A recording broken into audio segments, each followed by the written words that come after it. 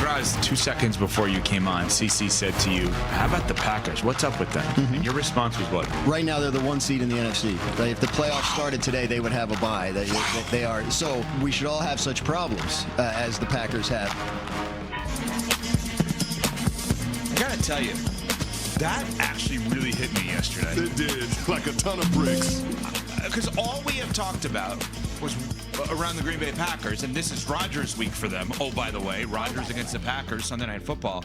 All we have talked about is, like, what's wrong with Smalls' squad? Did Smalls jinx them? We walk out of that stadium on Thursday Night Football against the Commanders, and we're all sitting there and say, all right, well, 17-0. Can they go 18-0? Is that possible? Like, that's how good we thought they were, and everything has seemed less than since then. Yet they're the 1 seed and would have a bye. Rex Ryan, ESPN NFL analyst, was on Get Up weekdays 8 a.m. Eastern with Greeny and had this to say about Smalls' quarterback. Jordan Love, man, I got no love for Jordan Love, and you know I've never have. And why? Yes, he's got unbelievable ability, and we'll see some amazing plays from him. But at the end of the day, do I trust Jordan Love? No, I don't, because I think he's going to take, and he doesn't do it. Statistically, he says, oh, no, he doesn't turn the ball over. Oh, yes, he does. The biggest moments, he'll turn it over. Smalls, your quarterback. Floor is yours. Okay, to Rex's point, Jordan Love against the Cleveland Browns and that very upsetting loss after our wonderful trip to Lambeau for Thursday Night Football when we thought this team was so dominant. They followed that up by losing to the Cleveland Browns, which you are scratching your head. He had a consequential turnover in that game that definitely contributed to the loss. But this season, where else is that turnover that we're looking for? Where else is that thing that we're pointing to that says Jordan Love is not trustworthy? He has 2 interceptions on the season. Wasn't Jordan Love part of a game-winning drive versus the Cardinals? Mm-hmm. I just don't know where Rex is coming from when he says he doesn't trust Jordan Love if you're specifically looking at this season. Now, I know at times in the past he's been careless with the football. You want him to mitigate those mistakes.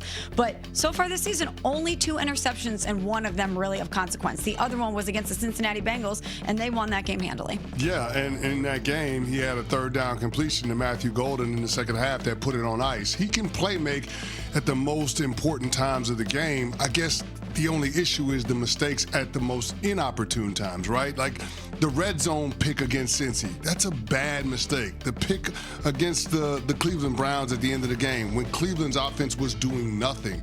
When you had the game in the bag, all you had to do was run out the clock, and you didn't because you turned the ball over. Those are just mistakes that can't happen for a quarterback that's on a championship caliber team. And I guess the stakes of it all is what puts Jordan Love under the microscope, because when you look at the big picture, he hasn't been bad this year, even though when we have the conversation around the Green Bay Packers, a lot of it centers around the offense being uneven. Jordan Love has been solid. Now, if this is the floor, the Green Bay Packers are going to have a really good chance at representing the NFC in the Super Bowl. I still don't think we've had peak Jordan Love this year. And maybe that's something that he's going to grow into when he gets all of his weapons back healthy, when the offensive line is stabilized. Maybe we get a different version of Jordan Love in the second half as opposed to what we've seen already. We've seen that before from him in his first 2 years as a starter.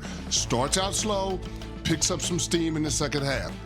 If that's what the Green Bay Packers have in store, then all of a sudden now I'm willing to consider them staying in the position that they're in right now, being the number 1 seed in the NFC. So I don't love Jordan Love, and I've never had love for Jordan Love is a pretty strong statement from Rex, obviously, on Get Up this week.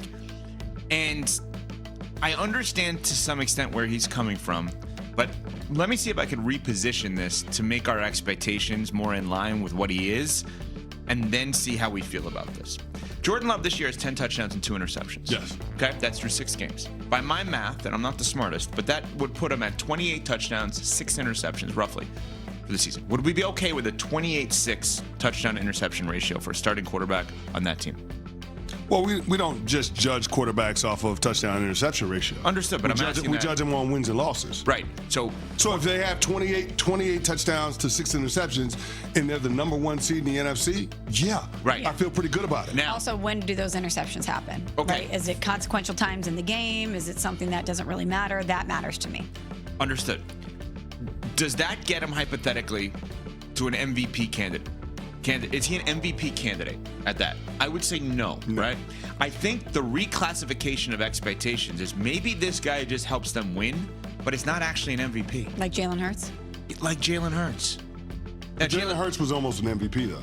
He was runner-up to the MVP the first year with Nick Sirianni, or second year with Nick Sirianni. I think understood, but I think the overall people look at Jalen Hurts as he's a winner more than he's an MVP. Well, Jalen Hurts has an All-Pro. Jalen Hurts has a Super Bowl ring. He's a Super Bowl MVP. All right, then let's use a different name. Yeah, I get where you're going. So I think maybe, and I'm talking this out from my own expectation. I'm like, wait, this guy should be like his predecessors and be an MVP candidate every year, like Aaron Rodgers and Brett Favre. Well, those are all-time great first ballot Hall of Fame players. So maybe if he's like Russell Wilson in his prime in Seattle.